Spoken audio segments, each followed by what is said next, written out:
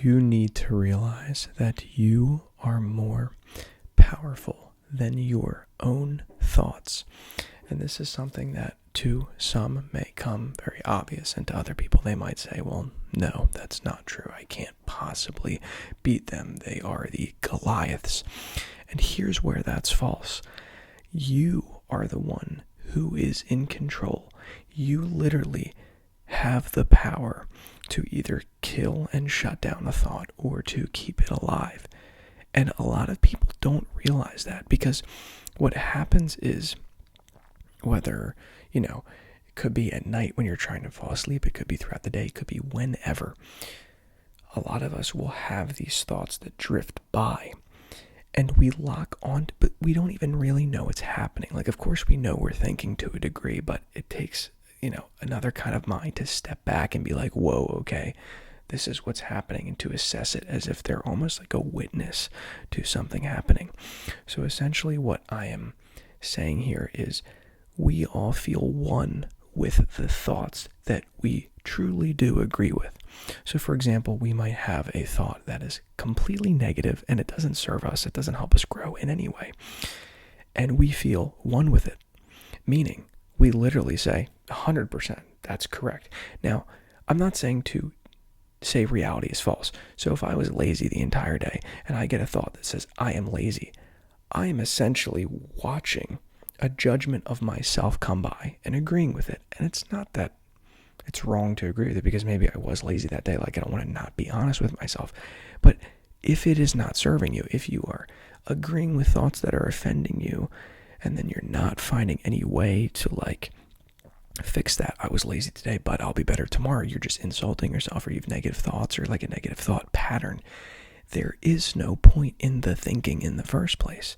If you can alter the thinking and change it, then we have something good here. But it starts with the awareness of knowing that you're even having the negative thought, and that you are more of a witness to the thought than the thought itself. Here's how I picture it. These thoughts are going by, and they're judgments of you that you're giving to yourself. And you're saying, okay, I'm lazy. And that thought comes into frame. You say 100%, I agree with that. And then all of a sudden, it's like this oneness that happens where it's done. Yes, it came by. You agreed. You're one with the thought. You've agreed with it. And essentially, that becomes more real, right? Like, if something came by and I didn't agree with it, it's not really real for me. It hasn't really affected me in any way. But if you can witness a thought go by, and then you can realize that you're just watching it and can say, okay, it's coming by for a reason, I'm sure. I'm sure this is something that deep down I think about myself, or something that happened. Like, I agree with that. But what else, right? Like, what am I going to pull from this thought, this belief about myself? Because clearly it's showing me something, but what do I want to gain from this? What can I change this into so that it's no longer just, okay, this is just something I'm agreeing with. But I want to give power back to you, the thinker, the viewer. And not the viewer of a YouTube video. I mean the viewer of what is going on in the contents of your mind. A lot of the times people feel like they are hopeless to their thoughts. It's like the prison that cannot be escaped, when in reality, you are the life giver.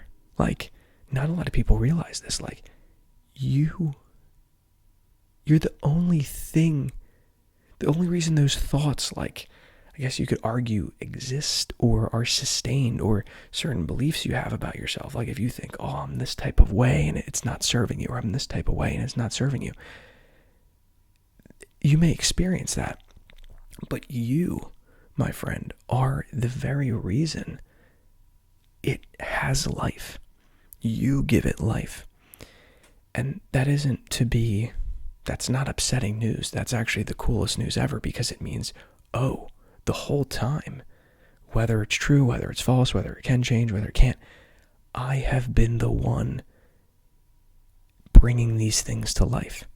Again, I'm not saying some of them don't have little bits of truth, but a belief that has no use in your life should be changed, right? It should be altered. It should be, okay, I had this thing, but I want to be this person and I'll change it.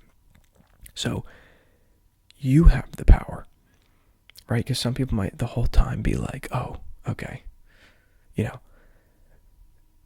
they might have known this. They might have essentially known that they had the power to, stop these thoughts and keep these thoughts. But a lot of the times it's hard to realize that because there's so much going on in the mind and it's happening 24/7. We're so immersed in it that we don't realize, we can step back and say, whoa, okay, these are clouds passing, but what is each cloud saying? Do I agree with it? Right? Because a lot of the times we're just agreeing with what our own mind's saying because it's creating this like duality sort of, but it is sort of not the final truth. It's not the final say, right? Like if I think this about myself, it's not over. It's not like, all right, well, I guess that's who I am. I guess that's who I always will be. It's not like that. It's like, what is this saying about my current situation that I must change? And this is the simple, productive shift into actually changing something, is the removal of the judgment and the non-identification with the actual thoughts that are streaming through your mind. Because it, like I said, it is very hard. It's like, it's so in front of your face that you don't even realize. Like you might just be going through the whole day, your mind says this, and of course it's you, but if you go a layer deeper, it's like, do you agree with everything you're saying, right? When you say, like, I've thought things before and it just popped up and I was just like, whoa, I don't really agree with that, right? So again, it's creating this weird dual thing where it's like, are you not agreeing with yourself? But the point is, you can have these sporadic, up in the moment thoughts and then kind of take a minute and be like, that was really random. I thought it, but I don't actually believe that or think that, right? So again, there's always maybe hints of truth in these things, and then maybe you're on the other end. I know there's some people out there, right, who just have negative thoughts. And it's like, do they hold ground? Do they hold evidence? And if they do, again, it still doesn't matter. It still doesn't stop you from being the ultimate power that is the one who is able to say, well, if I think this of myself, what should I change, right? Because again, if you're just thinking negative things about yourself with no evidence of the negative thing, you're just insulting yourself, well then you're just creating a living hell in a sense that isn't even true, right? That you're thinking this negative thing, it's not even true, right? There's no evidence. But if there is evidence, again, okay, there's evidence. What evidence would I need to make the opposite thing true? If I am this bad thing, and it is this evidence that leads me to believe that, if I change this evidence, will I then, in result, be the good thing, the opposite of the bad thing that I was just thinking? And the answer, majority of the time, would be yes. So the goal of this is to help you realize that whether it's all throughout your day when you're thinking, whether it's right before you're about to fall asleep, when you're, running through all these things in your mind and thinking things about, really yourself, your life, your choices, etc. Realize that you are the one who is in control.